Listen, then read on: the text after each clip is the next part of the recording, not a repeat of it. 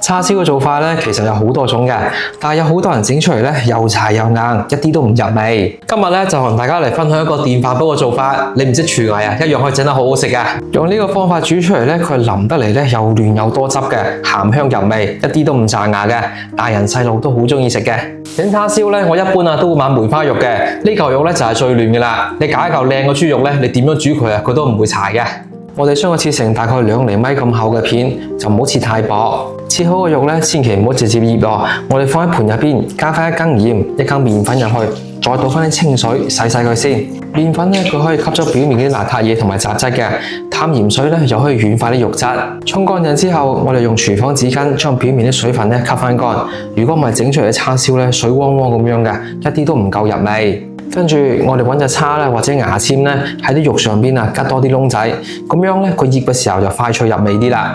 跟住我哋放入大碗入邊醃住佢先，加翻啲蔥、薑、蒜豆、1大羹生抽，再加翻半羹老抽，再加翻少少胡椒粉、半羹高度嘅白酒去腥增香，再整翻2大羹叉燒醬。嗱，呢個港式叉燒嘅風味咧一下子就有啦。我平時用緊嘅呢個咧，佢啲比例啊啲味道真係調得非常之好嘅。試過好多間咧，始終都覺得呢個味道好啲嘅。佢入邊咧就專登加咗蜂蜜入去嘅，就唔使自己再另外買蜂蜜啦。平時整叉燒排骨啊、叉燒雞翼咧都好好食噶。跟住用手將佢撈勻，叉勻之後咧封翻個保鮮膜，放喺冰箱醃翻佢1個鐘以上。記唔住兄弟姊妹咧都可以點個小紅心關注收藏起身嘅，得閒嘅時候咧都可以整俾屋企人試下噶。電飯煲底插翻少少油，我哋鋪翻啲薑片啊沖上去，再將醃好嘅梅花肉咧一件一件咁擺入去，我哋將剩低嗰啲味料咧都倒埋入去，冚翻個蓋焗佢50分鐘。中途如果跳咗掣咧，我哋將肉反一個面，再撳多次煮飯鍵。時間到啦，你一打開蓋咧，哇，成個屋香噴噴啊！嗰啲叉燒嘅顏色咧又紅又靚，睇到都流晒口水啊！